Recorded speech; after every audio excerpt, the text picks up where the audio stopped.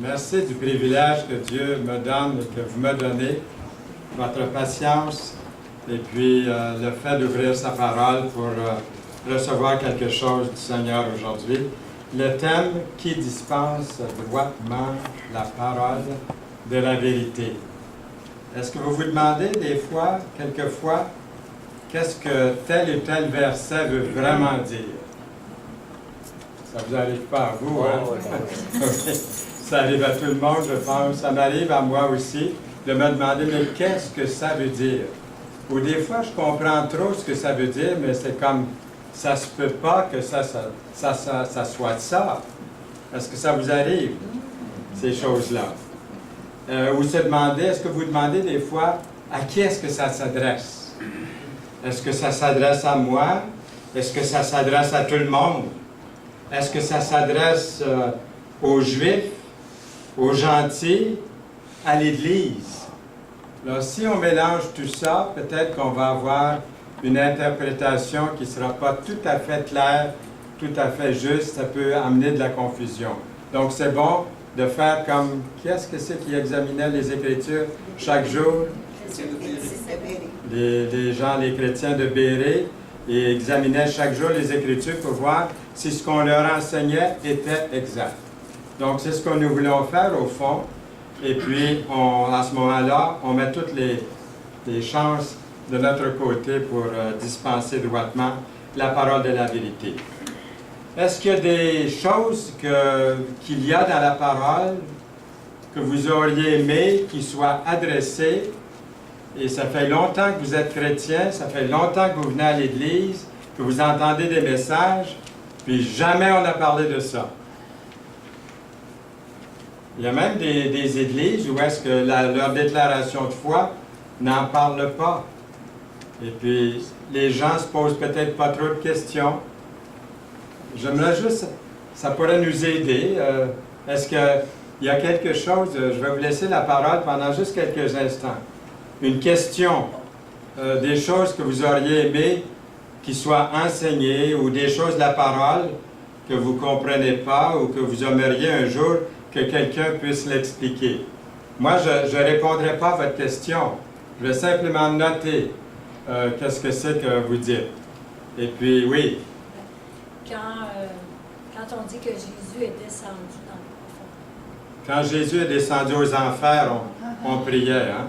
Alors, c'est une bonne question. Et là, vous allez toujours vous demander qu'est-ce que c'est, quelle est la réponse de ça. Eh bien, espérons que dans un des prochains messages, on va avoir une réponse à ça. Je vois les enseignants qui sourient ici, ils ont déjà la réponse. C'est facile pour eux. Jean-Charles a dit qu'il n'y a pas de sourire. OK. Est-ce qu'il y a quelqu'un d'autre qui s'est dit, j'aimerais ça qu'on parle de ça, mais dans l'Église, on n'en parle pas, hein? Oui? Le Seigneur a dit qu'il va créer des nouveaux cieux et une nouvelle terre, puis qu'on va régner avec lui pour toujours. Oui. La question, ça serait... La question, c'est que ça va être quoi, ce nouveau cieux-là, pour une terre? Une description. Pour l'éternité. OK, bon, c'est très bien. OK. Une description de ça. C'est curieux qu'on pose cette question-là, juste en passant, quand notre fille était mourante à l'hôpital, dans les derniers jours de vie, elle a dit, « Père, est-ce qu'on peut aller à la petite chapelle de l'hôpital général de Montréal? » Il y a deux petites chapelles. Une chapelle où il y avait beaucoup de Nouveaux Testaments, des Bibles, puis l'autre petite chapelle, il n'y en avait aucune. Alors on a choisi celle qui avait des Bibles pour aller vérifier dans la parole. Alors elle a dit, on est tous les deux tout seuls dans la petite chapelle. Est-ce que tu veux me faire un sermon? Est-ce que tu veux prêcher? J'ai dit, oui, sur quoi est-ce que tu veux que je prêche? Elle a dit, prêche sur le ciel. Alors ça revient à la question qu'on a ici. Et je lui ai parlé du ciel et elle est décédée quelques jours après. Est-ce qu'il y a une question, quelque chose que vous aimeriez, qui vous trouble un peu, puis vous aimeriez qu'un jour on en parle? Oui? Pour ça, lorsque les frères parlent des nouveaux cieux de la nouvelle terre, qu'est-ce qu'il y a la Nouvelle Jérusalem dans ce cas-là? La Nouvelle Jérusalem, qu'est-ce que c'est? Oui, qu'est-ce que c'est? Puis il advient quoi s'il y a des nouveaux cieux et une nouvelle terre? La Nouvelle Jérusalem va faire partie de ça? Non? OK, bonne question. Ça, c'est dans le sujet, c'est dans le contexte. Oui? Les 10 sages, là, les 5 sages, les 5... Les 10 vierges? Oui, c'est ça. Parce qu'il y a plusieurs interprétations. Ça va plus OK, c'est très bon comme question, ça. Oui. Il y a un message là-dessus. Il y a un message là-dessus, hein? Je vais donner un message là-dessus. Alors, il faut regarder sur Internet. Dans Google, tapez Fernand Saint-Louis, puis le sujet. Peut-être les 10 vierges, et ça va venir à l'écran. Oui? On va en prendre une autre, oui? Les fêtes juives, la Pâque juive. Les Pâques, La Pâque juive. la Pâque juive, Les fêtes juives. ou les fêtes juives. Hein? Mais la Pâque. C'est un bon sujet. Je me rappelle un jour quand Serge, M. Lafrance, là, Serge Lafrance, m'a dit un sujet qu'on pourrait traiter peut-être ici, ce serait les fêtes juives. Donc, ce serait un très bon sujet. Alors, je vous remercie beaucoup. S'il y en a d'autres, venez nous voir après, puis on va les noter. Donc, je pensais de faire une introduction comme ça au message d'aujourd'hui parce que ça comprend justement comment est-ce que c'est que... Qu'est-ce que je fais pour essayer de comprendre certaines choses dans les Écritures, pour être le plus clair possible, le plus juste.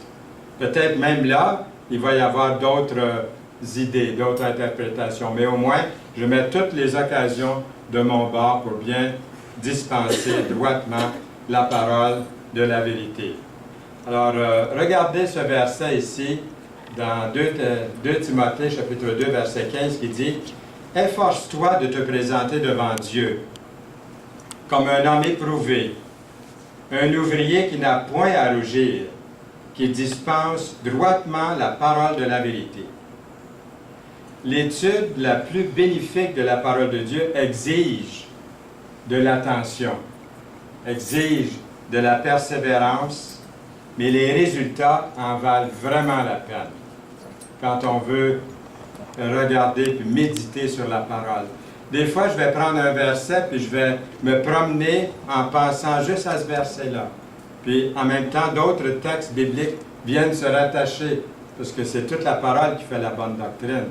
Mais des fois, je pense à un verset, puis là, le verset me trouble, ou je n'arrive pas à saisir, et je le médite. Et là, l'Esprit de Dieu qui est en vous, vous amène des vérités bibliques. Pas la pensée des hommes ou des philosophes, mais la pensée de la parole de Dieu. Alors, on la lit à tous les jours, justement, pour être nourri, pour que l'Esprit de Dieu puisse nous amener ces textes qui nous aident à la saisir. Le fondateur de l'Alliance chrétienne, c'est une église évangélique qui existe ici dans la province, une petite église évangélique. Vous la connaissez peut-être, j'ai déjà prêché dans des assemblées comme ça. Le fondateur, c'est un nommé A.B. Simpson. Il a dit « Dieu a caché toutes ces choses précieuses de telle façon que c'est une récompense pour la personne consciencieuse d'en faire la découverte, mais une déception pour l'âme négligente. Que, Seigneur, que je ne sois pas négligent, mais que je puisse être consciencieux puis rechercher ta parole. » Il continue en disant « La perle est enterrée sous les vagues de l'océan. L'or est emprisonné dans la poitrine rocheuse de la montagne. Le joyau se trouve seulement après que vous écrasez la roche qui l'enferme. Le sol même donne sa récolte comme une récompense à l'agriculteur. Donc, Dieu et la vérité doivent être vivement recherchés. Vous vous souvenez, on a commencé cette série-là. C'est toujours dans la série des dispensations et ça nous amène dans les prophéties, ça nous amène dans beaucoup de sujets, dans les différentes dispensations, les différentes époques. Alors, la série sur les dispensations nous amène inévitablement aux prophéties bibliques, aux enseignements basés sur les prophéties trouvées dans le livre de Daniel, mais aussi dans plusieurs autres livres de l'Ancien comme du Nouveau Testament. Vous saviez qu'un quart de la Bible est prophétique? Un quart de la Bible. Il y en a que jamais ils vont parler de prophétie parce qu'ils disent « Ah... » Mais un quart de la Bible, c'est beaucoup.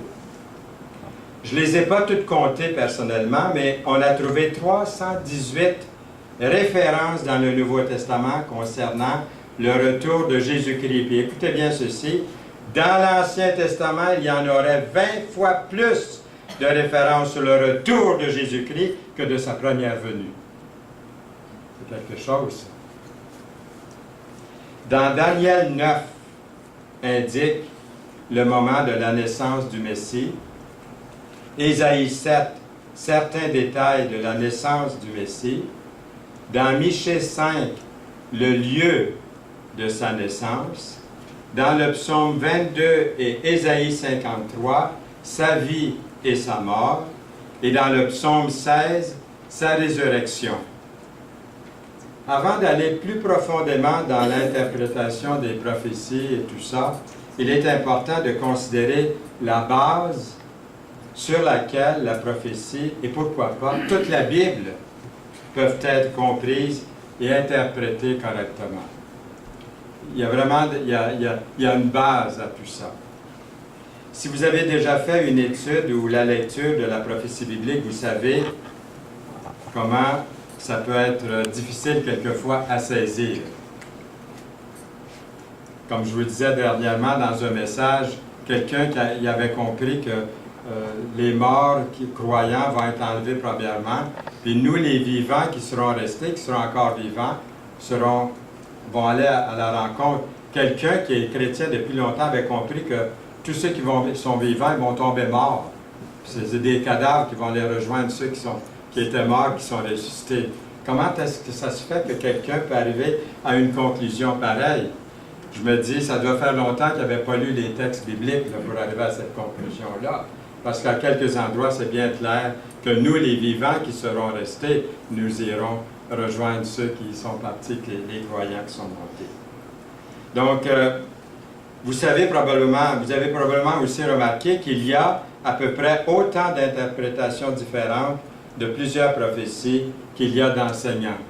Et c'est pour ça que continuellement, il faut faire des recherches, il faut regarder dans la parole, voir le contexte de la parole au complet. Alors, loin de penser que je puisse faire mieux que tous ces spécialistes-là dans les interprétations des prophéties bibliques, mais j'aimerais quand même faire ressortir les points les plus marquants afin de mieux discerner en quel temps nous vivons par rapport aux prophéties bibliques. Ça nous amène à ce sujet-là, dispenser droitement la parole de Dieu. Alors, comment pouvons-nous déterminer ce qui est la manière la plus correcte pour comprendre les prophéties ou la Bible en général, les passages de l'Écriture qui sont des fois un petit peu difficiles à comprendre? Quand j'étais à l'école biblique, mon épouse et moi, on avait le directeur de l'école biblique, il est avec le Seigneur maintenant, M. Walter Heinz. Combien ont connu M. Heinz ici? Il était venu ici une fois à une conférence, il y a des années.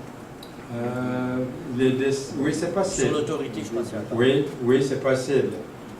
Parce qu'il est parti du Québec en 1969, mais jusqu'en 69, ça veut dire que l'Assemblée ici dure depuis 72. Alors, ce ne serait pas dans cette Assemblée-ci. Il y a peut-être une autre Assemblée au Québec. Donc, M. Heinz, lui, notre professeur de l'Institut biblique Bethel, nous disait, je ne sais pas si vous vous souvenez de ça, il nous répétait ça, je l'ai écrit dans les premières pages de ma Bible, un verset fait une hérésie. Toute la Bible fait une bonne doctrine. Il disait aussi, on ne peut pas sortir un texte de son contexte pour en faire un prétexte. Donc, j'ai beaucoup aimé ce que M. Heinz nous... Et lui, tout son enseignement était vraiment basé sur toute l'Écriture. Quelquefois, on arrivait devant un texte, et on disait, oui, mais c'est marqué ça. On essayait de l'appliquer. Il prenait toute la Bible, et puis là, on avait une étude complète, et puis ça nous replaçait dans les bonnes doctrines. Autant que possible, on était replacés comme ça. Alors, qui ne connaît pas ce verset-là? Toute l'Écriture est inspirée de Dieu et utile pour enseigner, pour convaincre, pour corriger, pour instruire dans la justice, afin que l'homme de Dieu soit accompli et propre à toute bonne œuvre. Quelqu'un a dit, la doctrine nous garde de l'erreur. L'enseignement nous garde du péché. La correction nous garde de l'échec. La formation nous garde dans la justice. L'apôtre Paul nous donne une réponse à cette question, celle de discerner droitement la parole de Dieu dans sa deuxième lettre à son jeune protégé Timothée lorsqu'il lui dit « Efforce-toi de te présenter devant Dieu comme un homme éprouvé, un ouvrier qui n'a point à rougir. » Ce verset-là nous dit que l'étudiant de la Bible est un ouvrier. Vous êtes un ouvrier, une ouvrière. Je suis un ouvrier. Un ouvrier est une personne qui, pour faire son travail, doit suivre un plan. Il ou elle doit avoir des dessins, des plans, des spécifications afin de faire son travail correctement. Une fois, je mentionnais ça dans une assemblée quelque part, puis quelqu'un a levé la main et a dit « Moi, j'ai bâti ma maison sans plan. » Mais je n'ai rien dit, mais quand j'ai vu la maison, j'ai compris. J'ai compris, parce que c'est lui qui m'avait reçu à coucher, et puis j'ai vu, moi je ne suis pas un constructeur de maison, puis je voyais toutes sortes d'erreurs. Mais moi je suis dessinateur, mon métier c'est dessinateur industriel. Donc je connais les plans, j'ai connu les plans, je les connais moins maintenant, parce que ça fait plusieurs années que je n'ai pas vu ça. Mais quand je suis allé à l'école technique de Trois-Rivières, eh bien j'ai bien réussi dans ce domaine-là. Donc, c'est la même chose avec la parole de Dieu. Dans la parole de Dieu, vous avez un plan, vous avez un dessin. IN et aussi EIN, dessin. Le dessin de Dieu pour votre vie, sa volonté pour votre vie, des spécifications pour faire le travail correctement. Un étudiant de la Bible, de la parole de Dieu, doit également comprendre, essayer de comprendre le plan de Dieu pour l'humanité, les desseins de Dieu, dessins S-E-I-N, les dessins de Dieu. Là. Il a tellement dessiné S-I-N, l'univers, mais aussi sa volonté pour chacune de nos vies, pour tous les siècles. Autrement, il y aura de la confusion en essayant d'interpréter ce que le Seigneur essaie de nous dire. Nous pouvons interpréter correctement les Saintes Écritures quand nous comprenons le plan de Dieu et nous pouvons comprendre le plan de Dieu lorsque nous manions correctement la parole de la vérité ou lorsque nous dispensons droitement la parole de la vérité selon notre texte d'aujourd'hui de 2 Timothée, chapitre 2, verset 15. La parole de Dieu est écrite pour chacun de vous, pour moi, pour chacun de nous tous. Elle est écrite pour tous les peuples et pour notre instruction. Cependant, elle ne s'adresse pas toujours à tout le monde en général. Quelquefois, elle est bien spécifique pour telle autre personne. Ça ne veut pas dire qu'on ne peut pas en prendre un enseignement, une bénédiction. Des fois, des choses dites pour les Juifs vont très bien faire pour nous du côté spirituel et moral. Mais il y a des fois des choses, des prophéties qui sont adressées à un certain groupe, soit à l'Église ou aux nations ou à Israël, et puis on ne peut pas commencer à mélanger tout ça. À ce moment-là, c'est des mauvaises réponses au bout de ces questions-là. Certaines parties de la Bible, comme on a déjà vu, s'adressent aux Juifs, à Israël. D'autres parties s'adressent aux non-Juifs, aux païens, aux gentils, les nations. Et d'autres parties de la Bible s'adressent spécifiquement à l'Église. Alors, ces trois classes représentent la race humaine tout entière. Vous êtes soit juif, soit non-juif, ou membre de l'Église de Jésus-Christ. Est-ce qu'il y a quelqu'un ici qui est à la fois non-juif et membre de l'Église de Jésus-Christ? Oui, moi aussi. Donc, c'est possible. Mais est-ce qu'il y a quelqu'un ici qui est de race juive? Le Seigneur dit de faire du bien aux Juifs dans sa parole, pour avoir une bénédiction. Alors, on n'a pas ce privilège-là aujourd'hui, mais on les salue, qu'on les aime. Nous, les chrétiens évangéliques, nous aimons le peuple juif. Parce que la parole de Dieu nous donne une bénédiction spéciale et le Seigneur Jésus-Christ est venu au travers de cette race-là. C'est le peuple de Dieu et Dieu a encore des leçons à leur apprendre. C'est pour ça que ça va si mal là, à l'heure actuelle dans le monde. Mais je ne vais pas entrer trop là-dedans, vous connaissez les nouvelles aussi bien que moi. Donc, Paul confirme ça, lui, dans 1 Corinthiens, chapitre 10, verset 32, quand il dit aux Corinthiens, « Ne soyez en scandale ni aux Grecs. » Les Grecs, ça représente qui? Bien, ça représente les nations. « Ni aux Juifs. » Donc, il fait une distinction entre les Grecs et les Juifs, les nations et les Juifs. « Ni à l'Église de Dieu. » Donc, ça nous concerne, l'Église de Dieu. Alors que toute la Bible a été écrite pour l'instruction de l'Église, toute la Bible n'est pas écrite que pour l'Église. C'est là justement que beaucoup d'étudiants des prophéties bibliques et beaucoup d'enseignants de la Bible rencontrent quelquefois des problèmes avec l'interprétation des prophéties surtout. Ils prennent des portions de l'Écriture qui ont été clairement écrites pour les Juifs, par exemple, puis les spiritualisent en disant qu'elles parlent vraiment à l'Église ou aux croyants. Exemple. Vous saviez que l'Église n'est pas du tout mentionnée dans l'Ancien Testament? L'Ancien Testament est centré presque entièrement autour de la race juive. Les prophéties de l'Ancien Testament ne pouvaient pas voir l'Église ou l'époque de l'Église.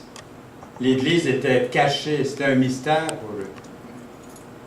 Jusqu'à ce que l'apôtre Paul leur révèle dans une de ses épîtres du Nouveau Testament, en l'occurrence dans Éphésiens. Un autre exemple est le livre d'Ésaïe dans l'Ancien Testament.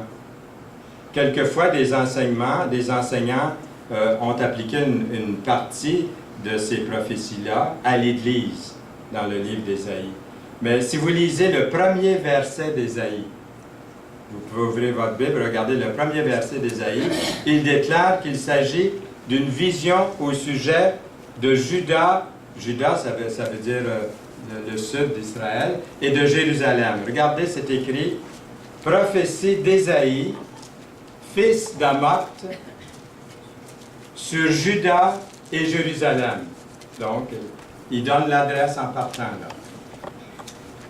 Ensuite, dans le Nouveau Testament, vous allez être surpris, j'étais surpris quand j'ai réalisé ça aussi, mais les épîtres aux Hébreux,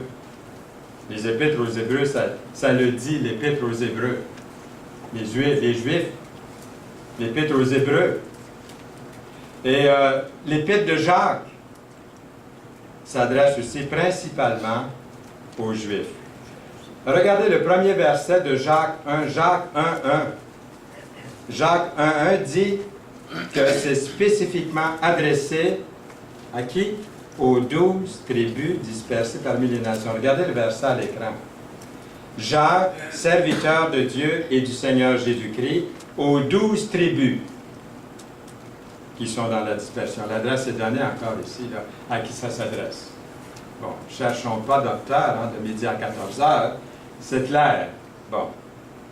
Avez-vous déjà réalisé que la prière de la foi que l'on retrouve dans Jacques 5, les versets 13 à 16 qu'on utilise beaucoup pour les malades, n'est pas d'abord une promesse pour l'Église, mais c'est une promesse pour Israël. Mais quand même, ça ne veut pas dire, là, il ne fait pas de doute que la prière sera répondue à tous ceux et celles qui respectent les conditions qu'on retrouve là dans Jacques 5, versets 13 à 16. Même si on l'applique, nous, comme Église, bon, tant mieux, c'est bon. Ça ne veut pas dire que ce n'est pas bon pour l'Église, mais ça s'adresse principalement, vous le reconnaissez, n'est-ce pas? Ça s'adresse aux Juifs. Alors, quand on commence à lire la parole comme ça, on comprend mieux, on saisit mieux les vérités bibliques. On voit ici que si on l'applique pour l'Église, même si ce n'est pas pour l'Église, le Seigneur va honorer ça, c'est certain. Mais il faut savoir que ça s'adressait aux Juifs. Puis si on se met à méditer là-dessus, on va comprendre pas mal de choses concernant les Juifs, concernant les promesses que Dieu fait aux Juifs. Si on médite sur ce passage-là assez longtemps, pour voir d'autres textes qui vont venir s'ajouter, se joindre à ce verset-là. Dans l'Épître aux Hébreux, Et ça, combien de fois, vous ne savez pas combien de fois j'ai dû expliquer à certaines personnes la signification de ces fameux versets qu'on va lire dans un instant, sur lesquels un bon nombre de chrétiens trébuchent constamment. Ça fait des chrétiens malheureux. Vous allez voir dans un instant. Moi, je connais un chrétien, là. Il est chrétien, il se dit chrétien depuis à peu près une trentaine d'années. Puis, il perd son salut à peu près à tous les 15 jours. C'est fort, hein? Puis, je lui explique, hein, mais lui, il lit ce verset-là. Car il est impossible que ceux qui ont été une fois éclairés, qui ont goûté le don céleste, qui ont eu part au Saint-Esprit et qui ont goûté la bonne parole de Dieu et les puissances du siècle à venir, et qui sont tombés, soient encore renouvelés et amenés à la repentance, puisqu'ils crucifient pour leur part le Fils de Dieu et l'exposent à l'ignominie. Vous voulez un verset de plus? Dans Hébreux, toujours, chapitre 10, verset 26. « Car si nous péchons volontairement, après avoir reçu la connaissance de la vérité, il ne reste plus de sacrifice pour le péché, mais une attente terrible du jugement et l'ardeur d'un feu qui dévorera les rebelles. » Alors les gens vont prendre quelquefois ces versets-là pour dire « on perd son salut ». Il n'y a plus maintenant aucune condamnation pour ceux qui sont en Jésus-Christ, c'est une contradiction. Jésus qui dit « je vous ai dans ma main, personne ne vous ravira de ma main », c'est une contradiction, ils vont dire avec ces versets. Ils voient des contradictions dans la parole de Dieu. Voyez-vous? Pourquoi? Parce qu'ils n'ont pas regardé avec une loupe, là, un petit peu plus près. Ces versets-là ne s'appliquent pas aux vrais croyants qui ont mis leur confiance en Jésus-Christ pour leur salut. Ils s'adressent aux Juifs apostats qui professaient le christianisme, mais qui n'avaient jamais été nés de nouveau. C'est adressé à des Juifs qui ne voulaient rien savoir de Jésus-Christ. C'est ça le péché contre le Saint-Esprit. Ils ne pouvaient pas avoir l'Esprit de Dieu s'ils ne recevaient pas Jésus-Christ comme Sauveur et Seigneur de leur vie. Un péché qui ne peut pas être pardonné, c'est le péché contre le Saint-Esprit. La même personne qui perd son salut à tous les 15 jours, il vient me trouver des fois et il dit « je pense que j'ai fait le péché contre le Saint-Esprit ». Puis là, même s'il a abandonné d'aller à la confesse depuis longtemps, il me confesse une coupe d'affaires. Puis il pense que c'est ça qui va l'envoyer en enfer. Je suis obligé de tout reprendre l'enseignement biblique pour le remettre sur ses pieds. Je pense qu'il a accepté Jésus comme son sauveur, mais il n'a pas saisi les vérités bibliques comme il faut ici. Je lui dis souvent, ouvre ton cœur à Jésus. Invite-le comme ton Seigneur, ton sauveur. Prends pas de chance si ce n'est pas fait. Invite Jésus dans ta vie. Ouvre la porte de ton cœur. Jésus, hein, dans l'Apocalypse, à nouveau un passage qu'on pourrait... Ça aussi, c'est un autre passage, mais on peut l'appliquer. Jésus se tient à la porte de votre cœur. Hein? Il frappe. Il dit, si quelqu'un entend ma voix et ouvre la porte, j'entrerai chez lui. Est-ce que vous avez invité Jésus dans votre cœur? Est-ce que vous l'avez déjà fait? C'est important. Donc, il faut le faire si ce n'est pas déjà fait. Donc, ces versets-là peuvent donner du fil à retordre, on pourrait dire. Hein? Et ce qui arrive à Israël a été écrit pour nous servir d'exemple et d'avertissement. Tout ce qui est écrit pour Israël, regardez ce que la parole de Dieu dit.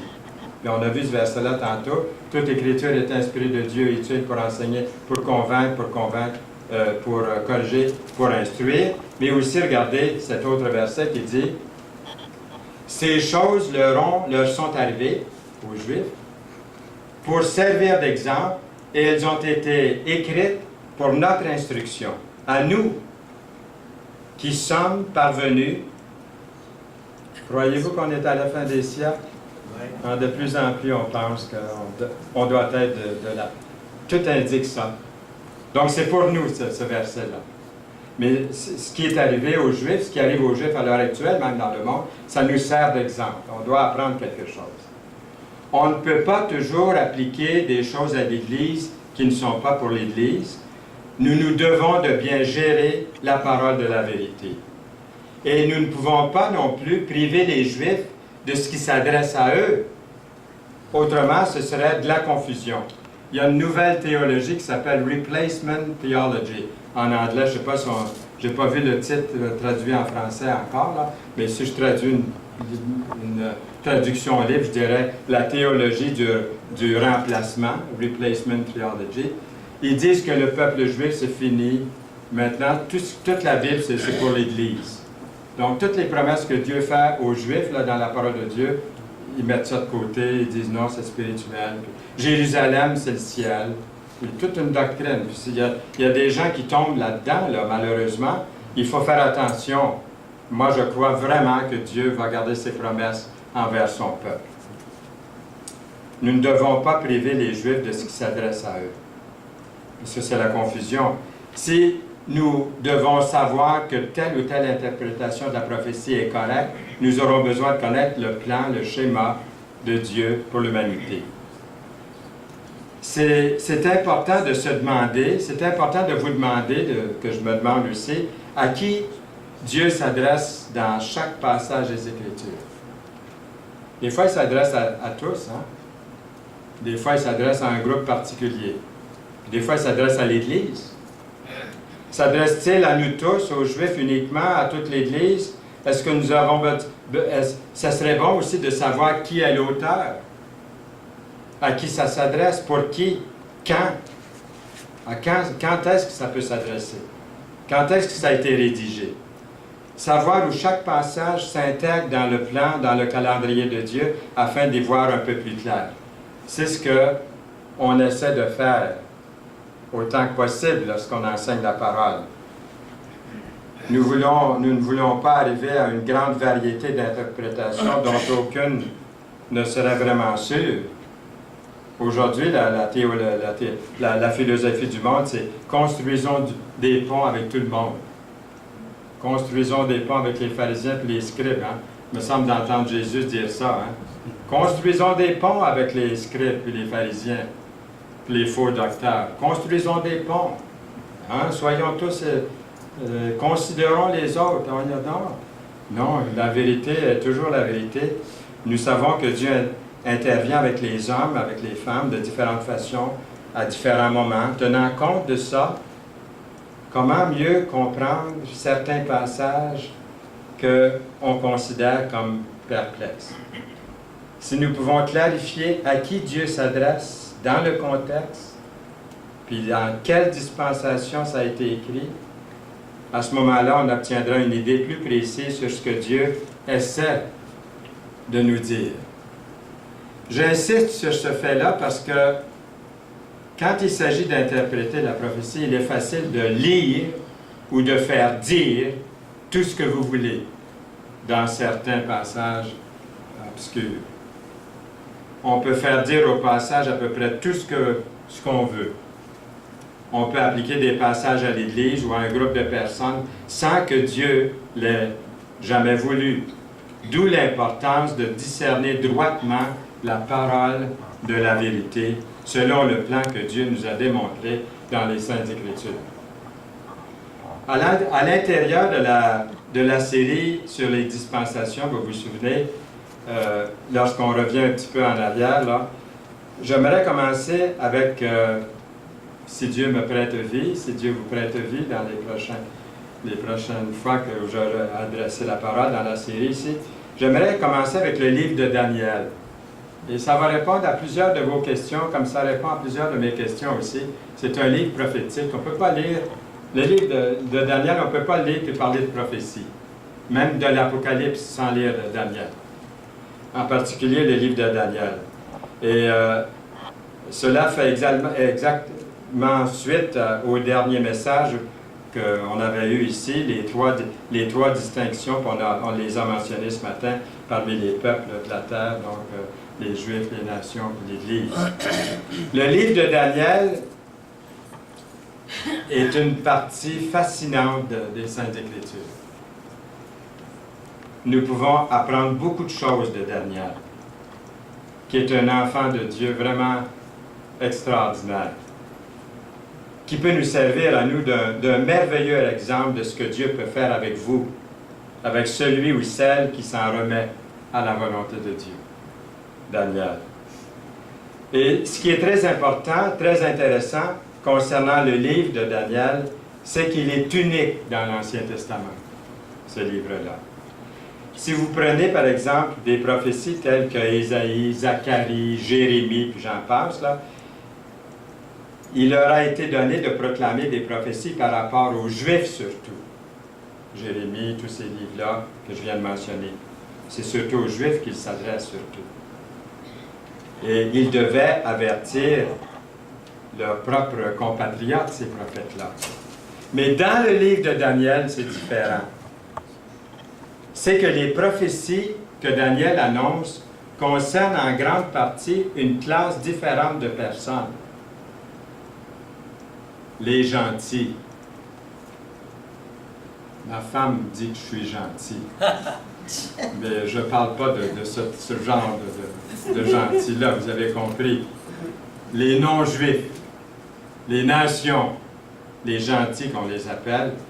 Et là, je me sens directement visé par ça. Pas parce que ma femme m'a dit que j'étais gentil, mais parce que je suis un non-juif. Et le livre de Daniel, je me sens vraiment visé, impliqué dans le livre de Daniel, là, ces prophéties de Daniel. Pour qu'il n'y ait pas de confusion, je tiens à préciser à nouveau qu'à nulle part, Daniel ne parle de l'Église du Seigneur Jésus-Christ. On ne voit pas l'Église dans aucune des visions de Daniel. Ça lui est caché. Il parle aux nations, mais il ne voit pas l'Église. En fait, aucune des prophéties de l'Ancien Testament n'a vu l'Église. En nulle part dans l'Ancien Testament, vous trouverez des prophéties concernant l'Église. Daniel obtient ses visions et la rédaction de son livre, qui est 600 ans avant Jésus-Christ.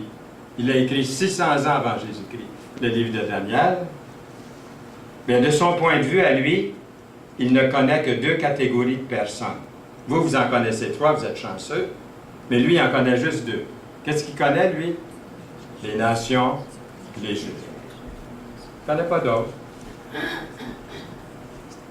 Il connaît ça. Ces 2 catégories. Et tout ce qui englobe toute personne qui n'est pas juive, il comprend ça. Donc, il faut garder à l'esprit en lisant Daniel que Daniel ne peut voir que les nations et leur relation avec les Juifs. C'est ça qu'il voit. C'est ça que Dieu lui révèle. Il ne peut pas voir ou même comprendre aucune existence de l'Église qui était à venir. Par conséquent, aucune de ces prophéties trouvées dans le livre de Daniel peut être interprétée comme se référant à l'Église d'aucune manière. C'est une phrase du Nouveau Testament utilisée par Jésus-Christ qui nous aide à se référer à cette période-là de Daniel. Je vais vous le donner dans un instant, qui est celle de Daniel et de ses prophéties. Les paroles de Jésus se trouvent dans Luc, chapitre 21, verset 24. Et ça nous aide à définir ce qu'est exactement le temps des nations. Jésus dit, « Jérusalem sera foulée aux pieds par les nations, jusqu'à ce que le temps des nations soit accompli. » Dans ce verset-là de Luc. Alors c'est Jésus, oui. Le temps des nations est une période de temps définie dans laquelle Dieu permet aux nations païennes à prendre le pouvoir, à régner sur la terre, un temps où la nation juive, au lieu d'être chef, d'être leader mondial, elle est sans chef. Et ça, c'est prédit dans Osée. Regardez, dans Osée, chapitre 3, verset 4, « Car les enfants d'Israël resteront longtemps sans roi, sans chef, sans sacrifice, sans statut, sans éphod et sans téraphim. Après cela, les enfants d'Israël reviendront. » 14 1948. Au mois de juin 1967. Chercheront l'Éternel. Ça, ils n'ont pas encore commencé, peut-être. Un grand nombre, oui. Hein, il y a des assemblées aujourd'hui de Juifs convertis. Chercheront l'Éternel. Ça va arriver. leur Dieu et David leur roi, et ils tressailleront à la vue de l'Éternel et de sa bonté dans la suite des temps. Dans la suite des temps. C'était le dessein de Dieu de faire des descendants d'Abraham la nation juive, la première nation du monde entier. Mais leur désobéissance à Dieu les a empêchés de devenir la nation leader mondiale. Un jour, ils le seront. Et Jésus va régner. Une théocratie. Par conséquent, Dieu a permis aux Juifs d'être amenés en captivité par les nations païennes, à commencer par Babylone, 600 avant Jésus-Christ. Quand Babylone s'est emparée de la nation juive, c'est à ce moment-là que le temps des nations a commencé. Pas l'Église, elle n'existait pas encore pour les 600 prochaines années. C'était à venir. Quand Dieu a transféré le règne terrestre des rois d'Israël au roi païen Nabuchodonosor de Babylone, ce règne des nations du monde a commencé et va se poursuivre jusqu'à ce qu'Israël revienne à la tête des nations lorsque le Seigneur Jésus-Christ reviendra sur terre pour établir son règne millénaire à la fin de la période de la grande tribulation. Dans cette période de temps-là que couvre, c'est cette période de temps-là que couvrent les visions de Daniel. Bien que nous vivions actuellement dans quelle dispensation? La dispensation de la grâce, le temps des nations. Daniel n'a pas vu la dispensation de la grâce, comme vous et moi nous le voyons ce matin, ou l'époque de l'Église dans ses visions.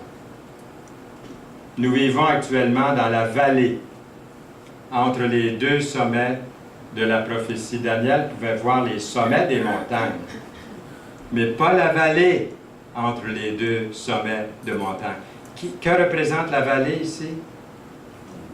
L'Église, le temps de la grâce.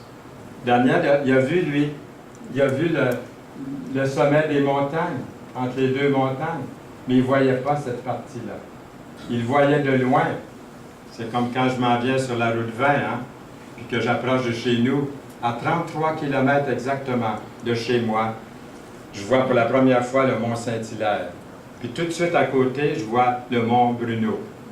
Puis je dis, hey, ces deux montagnes-là, si j'étais touriste, là, ils sont collés l'une sur l'autre. Mais il y a toute une vallée entre les deux, Sainte-Julie, Belleuil et les autres. Mais Daniel, lui, il a vu le sommet, il n'a pas vu la vallée. Il ne vous a pas vu, il ne m'a pas vu, il n'a pas vu ce temps-là. C'est pas beau, ça? C'est beau pour nous, là.